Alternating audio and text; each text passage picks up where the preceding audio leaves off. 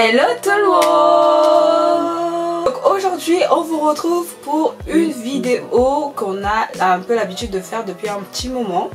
Donc si vous nous suivez sur Snap ou Insta ou encore Facebook, vous savez que récemment nous avons fêté notre anniversaire et nous avons eu 24 ans. Voilà. Et du coup à l'occasion de nos 24 ans, on s'était dit qu'on allait vous faire une vidéo où on allait vous parler de 24 choses que nous avons apprises depuis que nous sommes nés en fait. Voilà, je vais en dire 12. Et j'en dirai 12 aussi de mon côté. Let's go, c'est parti. Alors la première chose pour moi ce serait ne pas avoir peur de partir à l'aventure. Pourquoi je dis ça? C'est tout simplement parce que c'est vrai que depuis que j'ai terminé mes études, donc j'ai été embauchée en tant que consultante et à l'issue de ce nouveau poste, je suis amenée à beaucoup voyager. À changer de région, de ville. Et donc ça m'a permis de comprendre que par moment, faut pas avoir peur en fait de partir, faut pas avoir peur de quitter ta ville natale pour aller vers de nouvelles horizons, pour découvrir complètement des choses que tu ne connais pas du tout. Parce que au final ça m'a permis vraiment d'ouvrir mon esprit et de voir autre chose. Donc vraiment ne pas avoir peur de partir à l'aventure. Alors moi, la deuxième chose que j'ai apprise cette année, c'est que, oui surtout cette année depuis qu'il y a le coronavirus, c'est que le dicton qui dit chacun pour soi, Dieu pour tous est vrai, vraiment est vrai. Regardez quand on était confinés comment les gens ils couraient dans les magasins, voler tous les, pas voler mais prendre tous les papiers toilettes, les spaghettis, tout ça. Quand on dit chacun pour soi, Dieu pour tous, c'est vrai. C'est vrai, les gens pensaient qu'à eux et ils nous laissaient comme ça. Tu vas dans les boutiques comme ça, tu vas acheter papier toilette. Il n'y a plus papier toilette parce que les gens ont pris, ils ont cru que c'était la fin. C'est pas la fin du monde, hein. C'est pas la fin du monde. Voilà. C'est tout ce que j'ai à dire. Chacun pour soi, Dieu pour tous. C'est ça que j'ai appris aujourd'hui. Je savais déjà, hein, je connaissais le dicton, mais je l'ai jamais vu. Hein, je l'ai jamais expérimenté. Tu vois, je l'ai jamais expérimenté. Mais là, cette année, j'ai bien expérimenté ça. Troisième chose pour moi, donc, c'est dans les épreuves que tu vois les vrais amis, les personnes qui comptent vraiment, enfin, les personnes qui t'apprécient vraiment. Pourquoi je dis ça? Toujours par rapport à mon expérience professionnelle. C'est vrai que quand j'ai quitté Paris pour de nouvelles régions, je me suis rendu compte que au départ sur Paris, j'avais beaucoup de personnes avec qui je parlais, mais à partir du moment où j'ai dû déménager, je me suis rendu compte qu'il y avait très peu de personnes de mon cercle d'amis entre guillemets qui prenaient mes nouvelles. Et c'est vraiment à cet instant précis que je me suis rendu compte effectivement que c'est vraiment dans ces moments que tu vois qui sont tes vrais amis. C'est vraiment, voilà, c'est vraiment dans ces moments-là que tu vois le vrai visage des personnes qui prennent de tes nouvelles, des personnes qui t'appellent. Ne serait-ce que pour savoir comment est-ce que tu... Voilà, bon, j'ai fait. Ne serait-ce que pour savoir comment tu vas.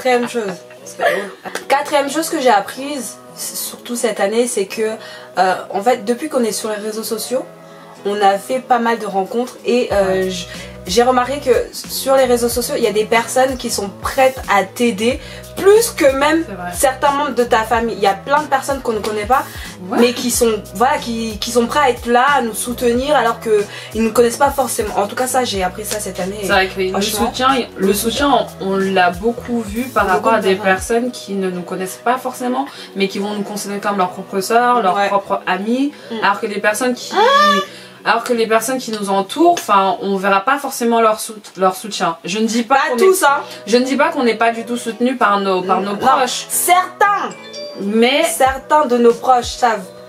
Mais voilà. Voilà, en tout cas. Cinquième chose maintenant. Ensuite, la cinquième chose, je dirais ne pas avoir peur de tout recommencer à zéro. Toujours par rapport à ma nouvelle vie, hein, c'est que quand tu quittes une nouvelle région, quand tu quittes ta ville, forcément tu dois tout recommencer ton cercle d'amis, vraiment tout recommencer. Et il ne faut pas avoir peur de tout recommencer à zéro, parce que ça te permet justement de te développer davantage, d'apprendre de nouvelles choses. Sixième chose que j'ai appris, c'est que l'amour, le vrai, existe. Franchement, avant, je pensais que tous les hommes c'était des cafards, hein. Je vous jure, avant je pensais que les hommes c'était des cafards parce que voilà, j'ai eu des expériences assez bizarres. Mais depuis quelques temps, j'ai changé d'avis. Voilà. Septième chose que j'ai apprise, il y a de très très belles régions en France. Alors je dis ça parce que c'est vrai que jusqu'à présent, avant de devenir consultante, je ne voyageais pas énormément. Du moins, je ne quittais pas. Nous, ça se limitait à l'Île-de-France. Hein. Ouais, je ne quittais pas du tout l'Île-de-France. Pour moi, c'était Paris. Et c'est sa banlieue. Et sa banlieue, Paris et sa banlieue. Mais depuis que j'ai mon nouveau travail, j'en ai visité des régions, mais comme pas possible. L'Alsace, la Bourgogne, le Nord-Pas-de-Calais, toutes ces régions qui pour moi, qui jusqu'à présent étaient inconnues. On va pas se mentir. Des régions inconnues au bataillon pour moi. Okay. Mais ce sont de très belles régions. Alors, 8e chose que j'ai appris, c'est que rester confiné plusieurs semaines avec sa famille, ça peut être éprouvant. Parce que parfois, on se disputait bêtement pour rien. La nourriture partait vite. Voilà, c'est éprouvant. C'est éprouvant. Ça, j'ai appris ça cette année.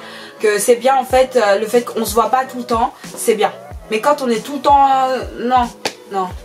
L'importance de prendre des nouvelles des gens. Je me suis rendu compte avec le coronavirus que je prenais pas forcément le temps d'appeler les gens pour savoir comment ils vont. Et un jour, je me suis prise une claque dans la face. C'est que je m'étais rendu compte que ça faisait longtemps que je n'avais pas discuté avec un ami. Je l'ai appelé et là il m'a annoncé qu'il était malade, qu'il avait le Covid. Et j'étais tellement choquée, ça m'a mis une claque. Je me suis dit mais attends, mais tu devrais prendre plus le temps d'appeler les gens. Ne serait-ce que même d'envoyer un petit message pour savoir comment ils vont. Comment ils vont. Et ça, on néglige trop, surtout nous avec les réseaux sociaux. On a l'impression que quand on suit les gens sur les réseaux sociaux, ils vont bien. Ça veut dire que ça veut rien dire du tout. Les gens montrent ce qu'ils ont envie de montrer. Prenez le temps d'envoyer ne serait-ce qu'un petit message. Hey, comment ça va? Tout se passe bien. Tu vois que ton ami a déménagé. Appelle-la aussi pour savoir comment va son déménagement. Ah non, ça m'a trop énervé. Les gens, ils prenaient même pas de mes nouvelles. J'étais choquée. Non, ça m'a trop choquée. Bref. Ensuite, autre chose que j'ai apprise durant mes 24 ans, c'est que plus on grandit et moins on a d'amis. Voilà, c'est bizarre mais c'est comme ça. C'est comme ça. À l'heure actuelle, mes amis, je les compte sur les doigts de la main et encore, ce sont des personnes avec qui j'ai grandi, donc voilà, c'est la vie. Ok, alors ça c'est une chose que j'ai appris cette année. Pour les personnes qui travaillent, lorsque vous êtes face à une situation humiliante, une situation qui ne devrait pas avoir lieu, face à de l'harcèlement, osez parler. Mais vraiment osez parler. Pourquoi je dis ça? Parce que j'ai eu une petite expérience sans rentrer trop dans les détails où vraiment j'étais face à une personne qui m'humiliait mais constamment. Et pour rien, hein, mais vraiment pour rien, qui ne cessait de m'humilier en public et j'ai dû lever la voix, j'ai dû parler, j'ai dû expliquer à mon manager que ça ne se faisait pas. Et heureusement que j'en ai parlé parce que sans cela, elle aurait pu continuer dans son humiliation. Ouais, dans son humiliation. Elle aurait pu continuer à humilier des gens. Enfin, à un moment donné, il faut parler. Quand on va au travail, on va pas pour se faire harceler, on va pas pour se faire humilier publiquement, on y va pour travailler. Donc ça c'est vraiment une expérience que j'ai eue cette année qui m'a bouleversée. Donc si vous êtes face à une situation injuste, osez parler, confiez-vous, ne vous taisez pas. Alors, autre chose que j'ai apprise encore cette année, durant ces 24 ans, c'est que je ne sais toujours pas nager les amis. Voilà, je ne sais toujours pas nager, il faudrait peut-être que s'il y a un miracle arrive, mais je ne sais toujours pas nager. Ouais. Voilà. Autre chose que j'ai apprise, c'est trop bien de vivre seul. Franchement, c'est trop bien de vivre seul.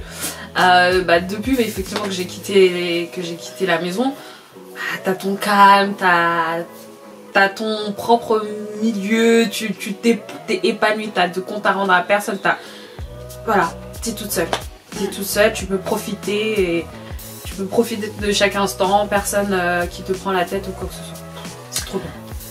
Alors moi, autre chose que j'ai appris, c'est que tous les chats ne sont pas mauvais. Je vous jure, avant je détestais les chats. Je vous jure, je les détestais. Pour moi, chez nous, les chats de toute façon sont vus comme un peu des ndoki, tu vois. Donc je détestais ça, alors que depuis que je travaille, pour les personnes qui ont vu mon petit vlog où je vous disais que je faisais du babysitting, le chat de la famille pour qui je travaille est souvent très attiré par moi. Et donc du coup, mon avis sur les chats a beaucoup changé. Non, les chats ne sont pas mauvais. Mais je pense que c'est parce que tu passes du temps avec eux. Parce que moi personnellement, un chat, je suis désolée, je vais pas le supporter. J'aurais peur. J'aurais peur parce que j'ai pas grandi avec des chats, j'ai pas évolué avec des chats en fait. Ah, peut-être parce que comme le chat me voit souvent. Voilà. Le chat me voit souvent. Moi personnellement, un chat, sa famille, donc du coup. Je vois un chat, un chien, je cours. Ah, j'ai peur. Moi personnellement, j'aurais peur parce que je passe pas de temps avec eux. l'importance de profiter de sa famille. Alors tout à l'heure je disais que oui, vivre seul c'est trop bien, mais quand tu passes trop de temps toute seule, t'as aussi envie de, voilà, de revoir ta famille, profiter, entendre les bruits, les gens qui crient, les gens qui se chamaillent pour tout et pour rien. Et c'est vrai que cette année, rien qu'avec le confinement aussi, surtout avec le confinement, le fait d'être éloigné, de ne pas pouvoir être avec sa famille, c'est quelque chose qui m'a quand même éprouvé. J'ai ressenti quand même un manque, et donc là le fait de pouvoir revenir passer du temps avec sa famille, ça change tout. Franchement ça change tout. Bon, prends pas trop la grosse tête, mais ça change tout. Wesh, ton rire là. Alors franchement c'est bien, profitez de votre famille parce que franchement on ne sait pas de quoi est fait demain. Ensuite, autre chose que j'ai apprise moi durant ces 24 années, c'est que il ne faut pas négliger le dentiste. Ne négligez surtout pas le dentiste. Moi j'ai trop négligé le dentiste. Résultat, me voilà avec plusieurs travaux dans ma bouche à faire. Bon, bien évidemment là c'est presque fini, mais j'ai dû refaire quand même pas mal de mes dents parce que j'avais trop négligé le dentiste. Donc voilà, ouais, ça c'est un truc que je ne néglige plus. Alors, autre chose que j'ai apprise, mais surtout cette année, c'est le développement personnel. À chaque fois que vous avez l'opportunité de vous développer personnellement, quand je parle de développement personnel, à savoir la lecture, à savoir la cuisine, à savoir des activités qui vous permettent de vous développer, que ce soit d'un point de vue spirituel, d'un point de vue physique, faites-le.